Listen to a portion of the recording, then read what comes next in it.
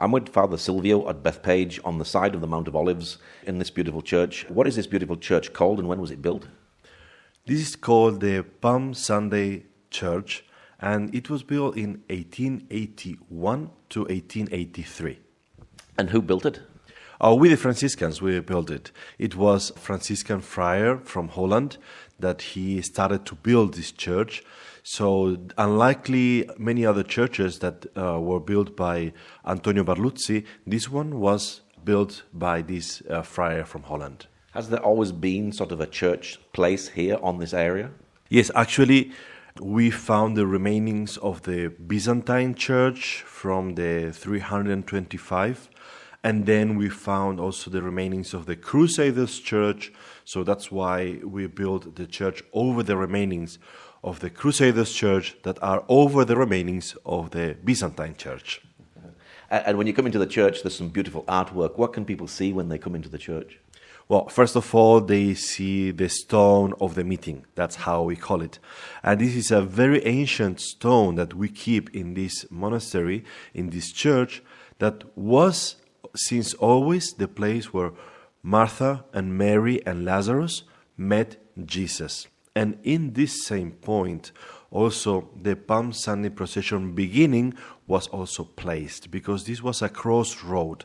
So it was the best place for starting the Palm Sunday procession. So that's the first thing that you see when you enter inside the church. And besides that, you see a beautiful painting of Jesus riding the donkey with the disciples and many other people around him, done by in 1955 by Cesare Vagarini. Wow, so just beautiful, beautiful artwork. And there's also artwork on the walls as well, isn't there? Yes, everywhere is painting. The walls, the ceiling, yes, everything, absolutely everything. And that is because we wanted to celebrate the messianic entrance of Jesus in Jerusalem, starting from here, from this point. And if you pay attention, in the ceiling, you can see a lot of flowers and palms and olive branches. And you may ask, why is this here? It's because it is just, you have to think that during this celebration, everybody was throwing branches of olives and palms, just celebrating. And it is like if they got stuck in the ceiling. That's why they are painting, to just commemorate this big celebration and to continue this celebration until today. Do the stories on the wall actually tell the story of Palm Sunday? Oh, yes, of course. If you come here, you see, for example, the disciple Simon, that according to the tradition, he was the one who went to take the donkey for Jesus to ride. And then you see the other disciples that start the Palm Sunday procession, Martha, Mary, and Lazarus, because we are very close from Bethany. And, all the people that were here just doing a big celebration. So the whole church, the paintings celebrate this event of the life of Jesus. Now, Palm Sunday is next week. Tell us what will be happening here at the church. Oh, okay. It will be a big feast, a big celebration. First of all, we have 3 different processions. I don't know if you knew this. So we have the first one from the Asians. So all the people coming from Bangladesh, from India, from Sri Lanka, and many other countries from Asia, they come and celebrate their procession here. They are something like 2,000 people.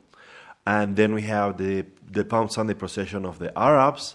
So it's also a big celebration, this during the morning too. And then at 3 p.m. we have the biggest celebration. And I don't know how many people could come this year, but last year we were just coming out from COVID and we were more than 5,000. Maybe this year, who knows, because in 2019, right before COVID, we had 30,000 people here. It was a crowd. It was huge. So I have no idea how many people will come, but we will have a big celebration with music. People will be dancing, celebrating, yes, the entrance of Jesus in Jerusalem. The Patriarch of Jerusalem will come, also the friars, the scouts, and so many people will celebrate this day. So it will be a big, big celebration. Where do you march to, and what will people see as they go on this journey? Well, first of all, people start to sing and dance and celebrate through the ways of Jerusalem that goes from here to the top of the Mount of Olives, to the Our Father Church, and then they go down the valley, the mountain, then they arrive to the valley, and then continue to the church of Saint Anne. So if you see the procession from Jerusalem, you see all the street full of people, that they are singing and with the palms and everything. It's such a big and alive celebration, full of joy. That is what you see, a crowd of people coming down from the Mount of Olives and entering in the holy city and celebrating Jesus.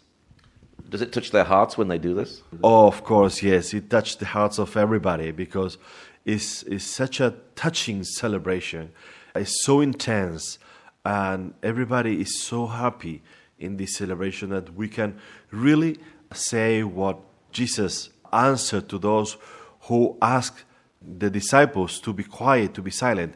He said, if the disciples are quiet, if they don't sing, if they don't do anything, even the rocks, even the stones will shout. And you can see that here because everybody's singing and dancing and celebrating and so happy. So really, if they wouldn't do it, the stones will shout. Have people been doing this for thousands of years? Well, yeah, that's what we believe. If you see the paintings in the stone of the Crusaders, you can see the same Crusaders do this celebration. So this is already a testimony. So since the year 1100, just to have a round number, the Christians are celebrating this. But the Crusaders found this celebration here. So this goes much, much further in time. So since the beginning, the community also year after year remember this event of Jesus entering in Jerusalem. So you can say that this just during the Second World War, there was no procession because of the situation. But besides that, I think that we never stopped doing this celebration. So yeah, it goes back to Jesus' time. Yes. Do people carry palm branches, and do they make woven palm branches as well?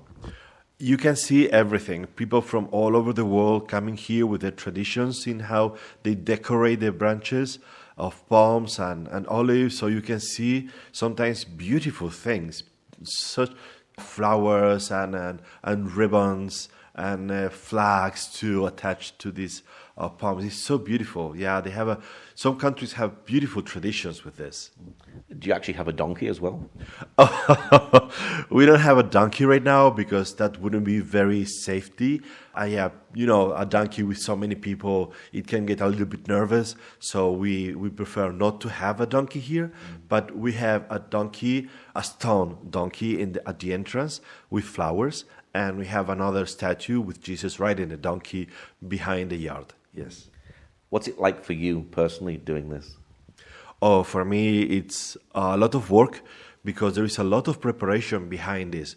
We have to welcome people here, so we organize a group of music that will come and they will sing also and play, but also to decorate the church and to have like the place itself ready for people, and even preparing something as simple as the toilets is a big work because with 30,000 people, you can imagine that there is not enough place for everybody. Even if we try to do our best, we open all our places and we welcome everybody.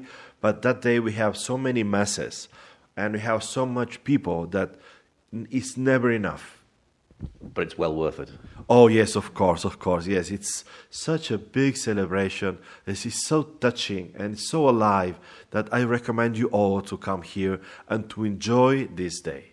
Is Easter a special time here in Jerusalem? Just coming here for Easter and just getting the feel of everything.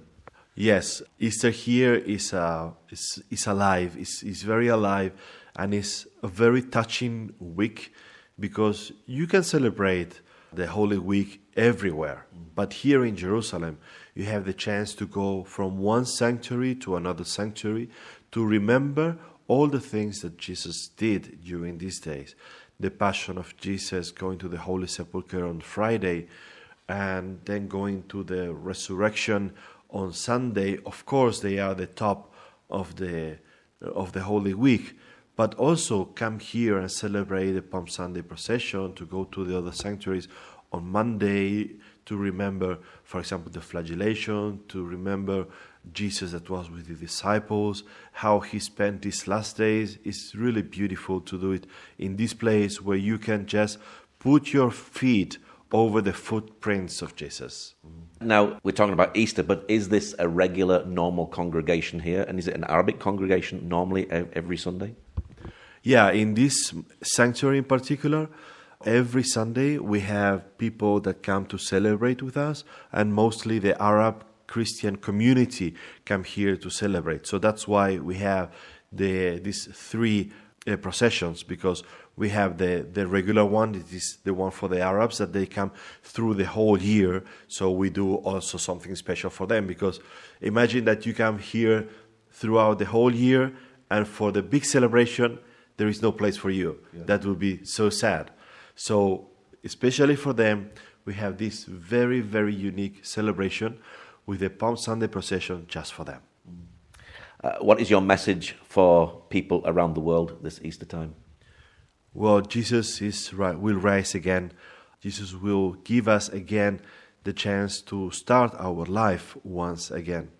And many times we don't allow ourselves to have a fresh, clean start, because we oblige ourselves to continue to live the same way we lived until today.